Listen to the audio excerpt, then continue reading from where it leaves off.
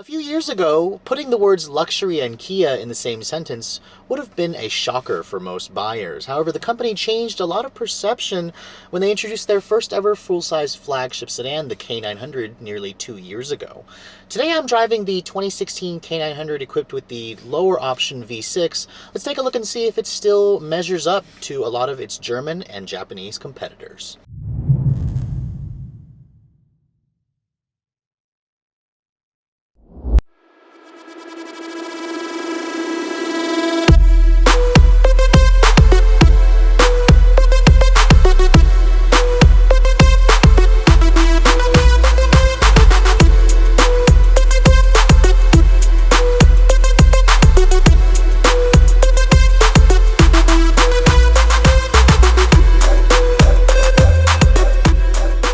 Now, it's safe to say that Kia as a brand has come a long way over the last 2 decades, and when the company introduced their first ever full-size luxury sedan, it turned a lot of heads. In fact, it raised a lot of questions for a lot of consumers and critics out in the automotive world. How could Kia, a brand that offers the low-level Rio, offer a flagship luxury sedan that's designed to go head-to-head with the best from Mercedes, BMW, Audi, and of course Lexus? Now, when the K900 was first introduced back in 2014, Kia basically took everything about the car from its sister platform, the Hyundai Equus. Now, the Equus has been around for a few years now. In fact, Hyundai just showed us an all-new version. In fact, that vehicle is moving to an all-new luxury brand, being renamed the Genesis G90, as I showed you guys at the Detroit Auto Show earlier this year. Now, the K900 represents kind of an interesting tweener within the marketplace. Now, what I mean by tweener is, size-wise, it's a little bit smaller than a Mercedes-Benz S-Class, but it's also a little bit bigger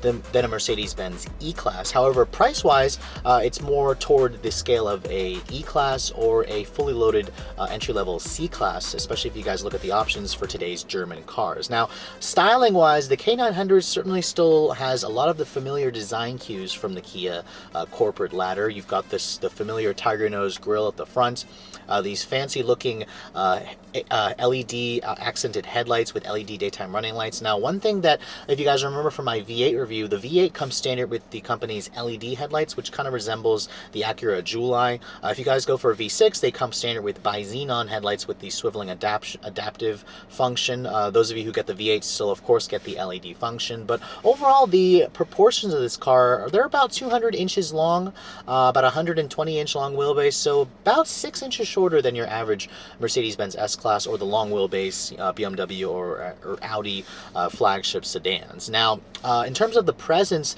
the K900 certainly looks pretty impressive from certain angles. I mean, this is definitely a car that you don't see very often. Kia doesn't sell very many of these, which honestly really doesn't surprise me. I'm not entirely sure the market is ready for such an expensive Kia, even though price-wise this undercuts a lot of its German and Japanese competitors by as much as $50,000. Now, the V6 models come standard with these 18-inch wheels. Go for the V8, you'll get staggered wheels with 19-inch rims. I didn't like the chrome wheels on the 15 model that I showed you guys. Kia has updated the wheel designs for 2016 in addition to offering the V6. A couple of other changes you may notice if you guys actually squint. The front end styling has been tweaked slightly, different finishes here in the grille. The rear has a slightly new taillight design. The overall shape is the same, but the arrangement of the LEDs is slightly different. Of course, you do get the dual integrated exhaust integrated into the lower bumper, which does look nice. It gives the car a very clean, inoffensive, very Lexus-like look in the back, where the front kind of reminds me a little bit like a Jag with that Kia corporate grille. And overall, I think the design will probably age relatively well, even though this is not a vehicle that you're going to see very much on the road. You're going to pretty much mistake it for a lot of its competitors, which shocks me because Kia puts their badges all over this car, whereas if you guys look at the old Genesis, the old Equus, there wasn't really a single Hyundai badge on those cars. They had their own split-winged badge. So I would like to see Kia eventually offer a luxury brand if they're going to continue in this market. But until then, let's take a look at the inside and see how it's held up over the last couple of years. Now, of course, being that this is Kia's flagship model, push-button start and smart entry does come standard. I'm not terribly a fan of the key. It has too much plastic on it for me. I wish they'd given this car a more unique key, but remote start also is not included on the options list, at least for my particular tester, so a lot of its competitors do offer that. Now, to lock the door, all you have to do is push this button here, That locks the door for you. It also auto folds the mirrors. To unlock the door, it doesn't have the touch sensitive pad like some competitors. You got to touch the button again, and that unlocks the door for you. Now, one thing that my tester has, because it is a luxury model with the VIP package, it has soft closed doors. So all you have to do is basically just click the door, and it automatically shuts for you, just like a Mercedes-Benz S-Class or a BMW 7 Series. Now, looking at the interior at a glance, it's certainly very upscale looking, especially if you guys are used to seeing basically your neighbor's Kia Rio or Kia Forte. My tester is the upgraded luxury model, so it gives you the premium Napa leather seats, which are extremely comfortable, extremely glove soft. I really like the contrast stitching. The rest of the design certainly has a very upscale and shiny finish. In fact, it may be a little bit too shiny for my taste especially. Now, stepping inside the K900, it definitely has a pretty nice traditional sedan step-in height here, so it's pretty easy to get in and out of. Now, looking at the interior at a glance, it certainly has a lot of nice features in here that will definitely catch your eye. Now, shutting the door really quick, it has a pretty solid thunk, which is kind of what you expect in a vehicle of this caliber in this price range. Now, of course, as I said, push button start is standard, so all you have to do is put your foot on the brake and then push the button here to start the engine. Now, of course, the steering wheel is power tilt telescoping. It has a memory setting, and it has like a smart exit setting. So when you open the door, the steering wheel moves up, the seat moves back, just to help you out when getting in and out of this vehicle. Now, a couple things you're going to notice, especially if you guys remember my old, my tester, the V8 model I had 2 years ago. The instrument panel here is not a full 12-inch LCD like the V8. You only get that on the V8 models, which surprisingly, I actually prefer this more traditional analog setup with the helper screen in the center. It certainly still looks pretty nice. I am slightly disappointed with the font of the gauges. It reminds me too much of a Kia Optima or something like that. This is not something I want to be reminded of. Now, looking at the center stack here, the highlight is definitely the 9.2-inch head unit here. This is the largest screen that Hyundai and Kia has in their lineup, and it's definitely beefed up compared to what you get in their more plebeian models. The rest of the interior, of course, you have stitching leather everywhere. You have leather stitching on the entire dashboard, on the airbag cover, on the lower part of the dash. The steering wheel is real wood and leather across the airbag cover. The door panel is all the same stitched leather. Pretty high quality stuff here. You have real aluminum, some chrome on the door handles. This is very Mercedes-like here with the seat controls on the door, but it's nice. You do get heated and cooled seats as standard equipment, even on the base premium trim. And then, of course, some more leather here. All the windows are automatic one touch for all four. Again, you kind of expect that. You have power folding mirrors if you guys need to fold the mirrors in when you're going through a tight parking space. That's kind of expected with a vehicle in this price class. Now, one thing I'm not terribly liking that much is the shininess in this interior. I think Kia should have gone with a matte finish wood on the dash instead of this piano black plastic. It shows dust, as you can see, and fingerprint smudges a little too much. This is real burl wood, which is a shiny wood, which kind of makes it look a little fake. Again, more of its competitors are going toward the matte finish wood, which I'd like to see Kia offer in the coming years. I believe the new Genesis G90 offers that more style of trim. Now, of course, this shifter here is basically ripped off of BMW. It's a 8-speed automatic transmission. For park, you actually just push it there to go to park. For drive, you pull it back until it clicks. For reverse, you push it forward. Make sure you push this button here when you're selecting between gears. Now, when you go into reverse, you do have a 360-degree surround view camera system. You get that when you go for the VIP package trims. You can see here it does have trajectory in the rear, but I believe some competitors like a Mercedes-Benz S-Class has the trajectory on the actual side here. So, for example, if I'm turning the wheel, it shows where the front of the vehicle is going. Kia doesn't give you that. Of course, this car is half the price of an S-Class, so you have to expect a little cost cutting. The graphics on the camera also could use a little bit more improvement. The resolution's a little crappy, but overall, again, you're at a price point here, so you have to understand that Kia is going to cut corners here and there. Looking at the rest of the center stack here, the Kia Yuvo Your Voice Yuvo head unit here. This is their infotainment system. It's very similar to GM's OnStar, of course, kind of beefed up a little bit. You have your telematics buttons here, home link buttons there. The screen itself is a pretty nice looking screen. When you go to your home page here, you can see there are your different menu sources there. You can use the rotary controller here, which is pretty much like its German competitors from a generation ago, where it doesn't have the touchpad like the newer versions. However, it is a touchscreen, which is new for 2016, because I remember the V8 version didn't have a touchscreen, which I actually do like the fact that it is a touchscreen. It gives you that option. The screen is definitely within reach. I personally don't like touchscreens because it gets your fingerprints all over the screen, but sometimes it definitely is nice to have that option. The rest of the layout here, the buttons are pretty well labeled. I'm not terribly a fan of the corporate bins part sharing in here. It reminds me again of too much of the switchgear I find in a $25,000 Kia Optima, which is not something I want to be reminded of. The rest of this center stack here definitely has some pretty well labeled buttons. Dedicated back button there, your map navigation. Speaking of the nav, let's take a look at that really quick. Looking at that screen quality, it's basically just a beefed up version of what you get in the corporate Hyundai Kia family. Now, it definitely could use a little bit more in terms of upgrades. There's no 3D renderings here. It's definitely not Google Earth like what you get on the Audi products, but it gets the job done. The large screen certainly looks nice. So those of you who would like to see, an upgraded nav system, I would definitely check out the new Genesis G90. I believe Hyundai or Genesis is putting an upgraded nav system in that vehicle. I'd like to see Kia do that for the next generation. The glove compartment is pretty large. It's lined with felt. It's damped. The center stack here, you have a very nice split opening here, which you get with the luxury models. You push this button here and it opens it up. You have really nice storage in there, a power outlet. Your USB is actually going to be found right in here, where your USB and your aux and another 12 volt, you can hide your phone or the cord in there. The seats themselves, like I said, they're pretty comfortable, supportive. You have a 12-way power adjustment for the driver and on the passenger side. Even the head restraints are power adjustable, which is kind of what you expect in this class of vehicle. You can see the front seat has some switches here where you can move it up and forward for that rear seat passenger if they need to give yourself more room. Those controls, of course, are not on the driver's side. That's a safety issue. Now, overall, I think the interior of the K900 has definitely not aged quite as well. It's definitely on the dated side compared to some of its competitors. It just doesn't give you that level of quality. Now, if those of you who are coming from like a Honda Accord, you're going to get into this and be wowed.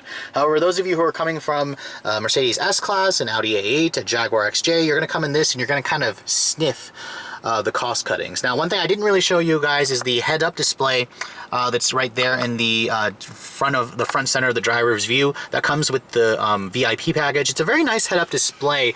It shows a lot of information, which is probably one of the better systems, much better than what I've seen on some competitors. But overall, I think the inside of this car has a little too much shiny plastic, especially the piano black, but it's still a pretty nice place to spend time.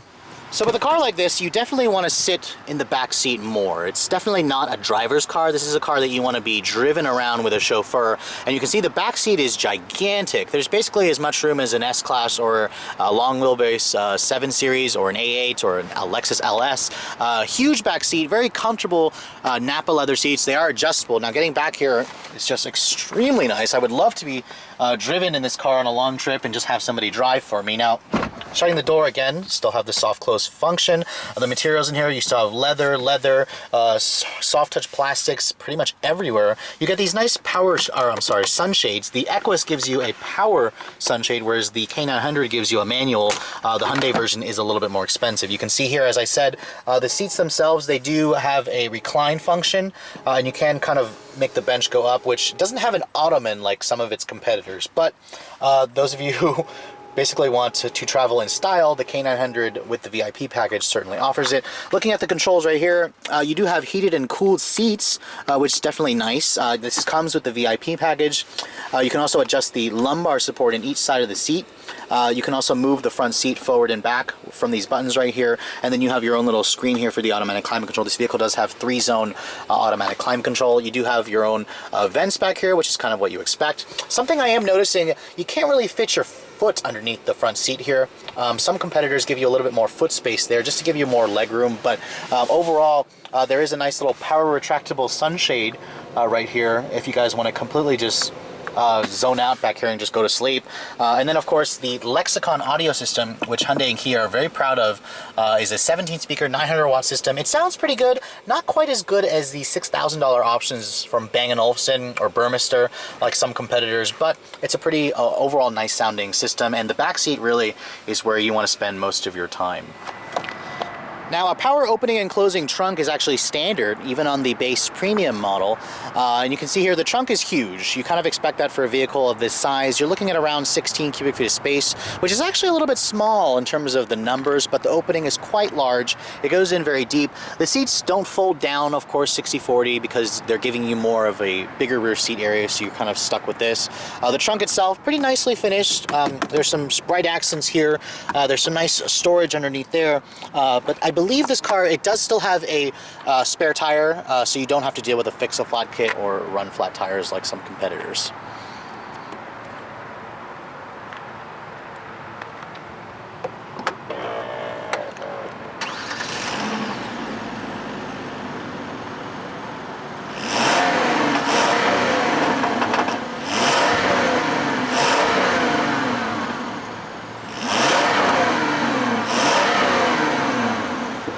Now, underneath the hood of the K900, this is probably the biggest change for 2016. When this car first initially launched, you could only get it with a 5-liter V8, which I showed you guys. It's a phenomenal motor. This is the more modest 3.8-liter direct injection V6. They're basically the same engine that you'll find in the Genesis. In this application, it makes 311 horsepower and about 266 pound-feet of torque, which are okay numbers, pretty class competitive with the naturally aspirated engines. Now, it does have direct injection, but it doesn't have cylinder deactivation. It doesn't have start-stop technology, so it doesn't have any turbos, so it's a little light in terms of the technology. The V8 is also the same way. You do get 420 horsepower with the V8, of course. Now, it all runs through the rear wheels. That's what makes this car very nice, is the fact that it's rear drive, which you can't say about Acura, you can't say about Lincoln. And fuel economy is better with the V6. You're rated at 17 in the city, 26 on the highway. Premium is only recommended, so you can run regular in this, but honestly, I'd probably still just put premium in it. This car weighs a lot. It weighs about 4,500 pounds, so it's a big boy. 0 to 60 times should be in the mid 6-second range, but let's get out on the road and see how it all works together, shall we? So, what's it like to drive a flagship sedan from a company that you wouldn't expect it from? Well, I have to say it's pretty nice. The K900, when I first drove it 2 years ago with the V8, I was pretty impressed with it. There are a couple of issues I have with it, which, to be honest, these big boat-like luxury sedans really aren't me. They're not my preferred type of vehicle, but for those of you who go on long drives, who want to drive a vehicle and not feel fatigued, this is basically your kind of ride.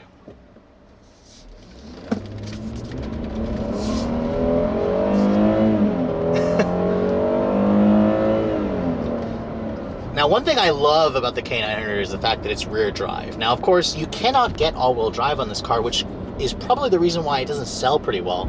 But for those of you who are enthusiasts who want a real luxury sedan, it has to be rear-wheel drive. It has to offer a V8 engine, which the K900 checkmarks those boxes. Now, initially setting off, this car is immensely smooth. It's really quiet. It's also pretty boat-like. The body moves around a lot. The ride's really soft. But this is basically what you want in a vehicle like this.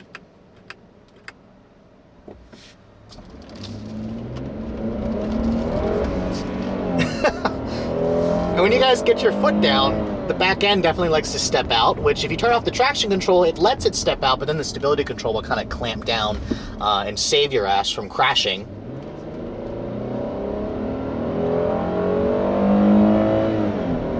Now, the V6 itself definitely feels like it has a lot less power than the V8. The V8 would easily burn out its rear tires.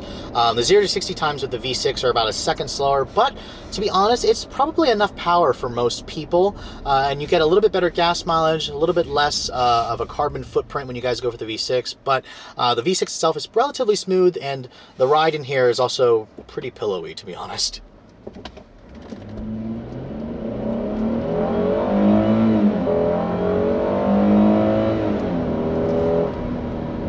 Now, when you do get it going in its sport mode, the K900 with the V6 should get to 16 around 6.5 seconds, which is slower than a lot of its European competitors, especially if you guys go for the Turbo 6s. I'm really anxious to get my hands on the new Genesis G90 with that 3.3 liter twin turbo V6. I would love to see Kia offer it in this car when they redesign it.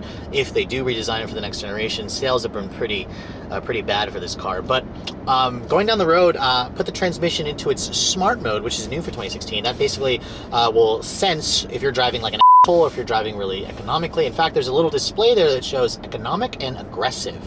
When you guys are driving eco-mindedly like I am, the ride is very nice. It's a very comfortable, pillowy, a little too soft at times. The car kind of floats around. Those of you who missed the Lincoln Town Car, this is definitely your ride. It feels kind of like a modern day town car, which most of the times, to be honest, this car does feel like a blend of a modern town car and the Lexus LS. It's very Lexus-like in its reflexes. The interior here is just dead silent. The seats are immensely soft, plush, and the visibility in here is pretty good. Big side mirrors, good view out of the back. This doesn't have any of that swoopy design language that's going to ruin the visibility. Everything in here is pretty easy to see. In terms of driver assistance, the K900 offers what you basically expect: automatic emergency braking, lane departure warning, adaptive cruise control with low speed follow, all that stuff that you basically want. It's all included on the luxury and up models. If you guys go for the premium, it doesn't have that. You also get blind spot monitoring, cross-traffic detection with automatic braking. So again, this is basically what you're going to expect for most buyers in this segment.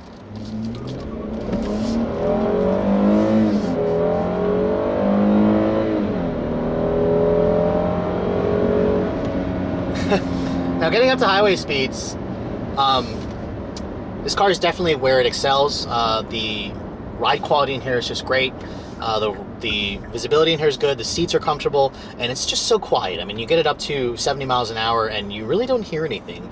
Occasionally, a little bit of the graininess comes from that V6, which is why I would probably go for the V8. In terms of the power, I think the 6 has enough power, but in terms of the sound, I prefer the noise of the V8, where it just has more of an effortless, much more smoother feel than this rather large V6 engine, which is the 3.8 liters. Now, the 8-speed automatic basically goes about its business without much fuss.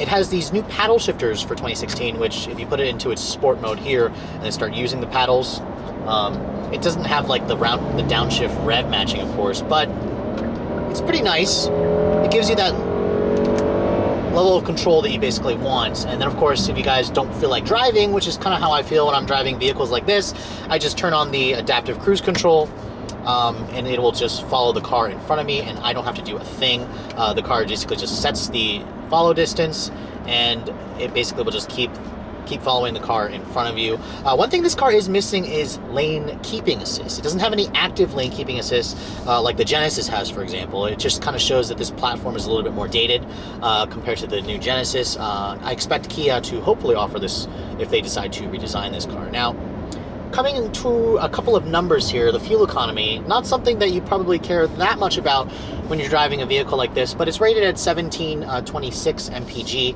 Now, I've been pretty much averaging about 15 miles per gallon in mostly city with my heavy foot, which is what I expected. The V8 got maybe like 1 or 2 less. On the highway, I did get it closer to about 25, which is a little bit better than the V8, which is where this 6-cylinder is definitely going to excel. Now, price-wise, let's talk about the price really quick, because the K900 definitely is an eye-opener in terms of the price. Now, the K900 this year with the V6 starts at $49,000, which is actually about $11,000 less than last year's V8 model. The V8 is going to cost you about $61,000 at least to start. Now, my tester is the luxury trim, which is like another $5,000 more. It starts around $54,900.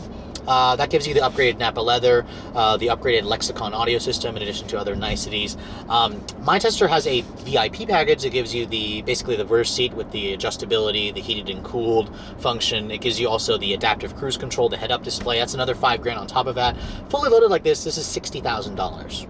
$60,000 is actually a lot of money for a Kia. However, if you look at its German and Japanese competitors, it's roughly at least $20,000 to $50,000 less. And if you look at fully loaded versions of like an S-Class or a 7 Series, it's about half the price. So again, you do have a lot of value, but really, to be honest, I think what most people have the biggest problem with is paying over $50,000 for a Kia. The fact that it has Kia badges all over the car is definitely not something that a lot of buyers are willing to do when the car is new.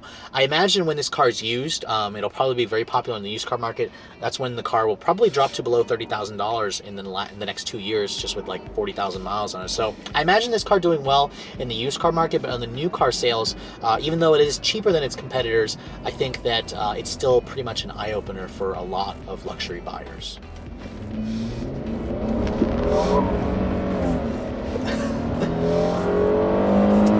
So with all that said, would I actually purchase one of these for myself? The answer is I would probably not. First of all, this kind of a car is not something that I would buy, but if I was going to actually drive something on a long trip, I would probably choose this over an Acura RLX for sure. I haven't driven the new Lincoln Continental, so I would have to compare that. But really, the K900 is still a very impressive vehicle.